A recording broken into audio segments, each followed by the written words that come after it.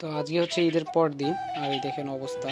তো অলরেডি এখানে একটা মারা আছে, এখানে একটা মারা পড়ে আছে। আর কালকে ঈদের দিন আরেকটা মারা, সরি ঈদের দিন কালকে দুইটা মারা গেছে। একটা মানে অনেকগুলো মারা গেছে, মোটমাট 4টা খরগোশ মারা গেছে।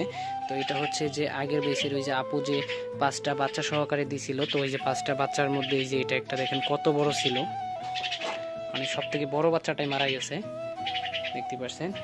আর ওই 5টা থেকে এখন 4টা আছে, এই যে একটা, দুইটা, আর 3টা, আর এই যে একটা 4টা। আর যে নতুন 4টা দিছিল, মানে আমার এখানে আইসা, তো ওইগুলোর মধ্যে 3টা আছে, এই যে একটা, এই যে একটা, দুইটা, আর আরেকটা হচ্ছে ওই যে 3টা, 3টা আছে আপাতত। আর যেগুলো আমার এখানে ছিল 6টা ছিল, ওই দেখেন 1টা, 2টা, 3টা, আর এই যে এইটাও একটা মারা গেছে, আর ওই যে একটা 4টা, আর অনেকগুলো মারা গেছে। তো মোটমাট 4টা খরগোশ মারা গেছে। তো এটা এখনো মারা যায় নাই, এই যে এটা অল্প অল্প বেঁচে আছে, মানে প্রায় মারা গেছে এরকম অবস্থা। তো আমি সবগুলো একসাথে করে দিছি, মানে বাচ্চা এবং বড়গুলো সব একসাথে, শুধু 2টা ছেলে আলাদা আছে। তো এই দেখেন আজকে ভিজা ঘাস কেটে আনছি, কিছু করার নাই, মাত্র গাছগুলো কেটে আনছি। তো আমাদের এখানে প্রচুর বৃষ্টি পড়তেছে, তো সেই জন্য গাছগুলো ভিজা থাকে। তো এখন ওদেরকে তো খাবার দিতে হবে, তাই না? তো এখন কিভাবে মারা গেল বলি। কালকে ঈদের দিন বিকেলবেলা আমি সবগুলাই ভালো খাবার টাবার দিয়ে গেছি, কিন্তু একটা বিড়াল এই যে এই জানলা দিয়া ঢুকিয়া একটা বাচ্চার ঘাড়ে কামড় দিয়া বাচ্চাটাকে একদম মেরে ফেলছে, এবং এইটাকেও দৌড়াইছে বা কামড় টামড় দিছে বা আঘাত করছে। ওইটাও তখন মারা যায়নি, কিন্তু আজকে মারা গেছে, মানে কালকে ধরেন কামড় দিছে কিন্তু আজকে মারা গেছে। আর একটা কালকে একদম জাগাতি মাইরা হয়ে গেছে। এবং কি এখানে একটা দুইটা বাচ্চাকে কামড় দিছে, তো যে বাচ্চাগুলোকে কামড় দিছে ওইগুলো এই যে অলরেডি এই যে একটা মারা গেছে, এই যে একটা মারা গেছে, কালকে আরও 2টা মারা গেছে। তো বিড়ালটা এসে একদম সব ওলট পালট করে দিছে। এমনিতে এখন সবগুলাই দেখতেছি অ্যাক্টিভ আছে, বাট আরও কোনোটার কোনো প্রবলেম হবে কিনা সঠিক বলতে পারতেছি না। তবে দেখা যাক পরে কি হয় না হয়, বাচ্চাগুলোর জন্য দোয়া করবেন। অলরেডি অনেকগুলাই মারা গেছে। তো আমার কাছে অনেকগুলো খরগোশ ছিল, দেখতে পাচ্ছেন এখন একদমই কম হয়ে গেছে। 2টা ছেলে ওইখানে আছে, আর অনেকগুলো মারা গেছে। তো কালকে যে মারা গেছে ওই ভিডিওটা আপনারা দেখবেন, এই ভিডিও শেষে আপনারা দেখতে পারবেন। কালকে ঈদের দিন বিকেলবেলা আরও একটা মারা গেছে, তো ওই ভিডিওটাও দেখতে পারবেন। এই দেখেন বাচ্চাটা এখনো মারা যায়নি, এখনো ছটফট করতেছে। এটা বাঁচবে না, আমি যত ট্রাই করি এটাকে বাঁচবে না। অনেকে বলতে পারেন ভাই আপনি একটু চেষ্টা করেন বাঁচানোর, ভাই এখন এটা যে যত কিছুই করি এটাকে আরও যদি হাত দিয়ে ধরি এটা আরও তাড়াতাড়ি মারা যাবে। এখন কিছু করার নেই, মারা যাবে, কিছু করার নাই। তো এখন আমি খাবার দেবো, খাবার নিয়ে আসছি এই যে ব্যাগের ভিতরে।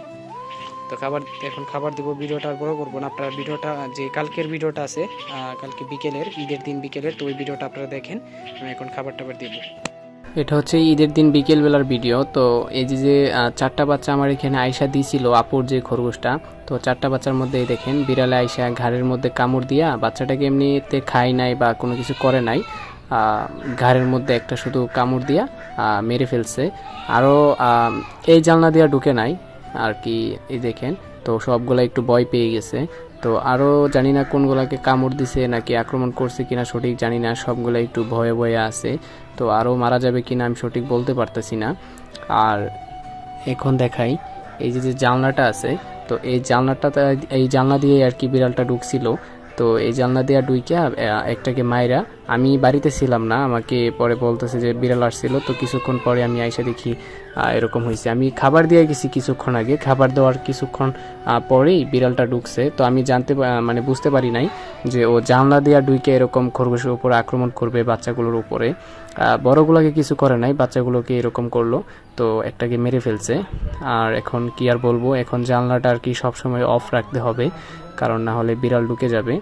একটা দিয়ে ঢুকতে পারবে না, সামনে যে জানলাটা আছে ওটা দিয়ে ঢুকতে পারবে না, পিছনে।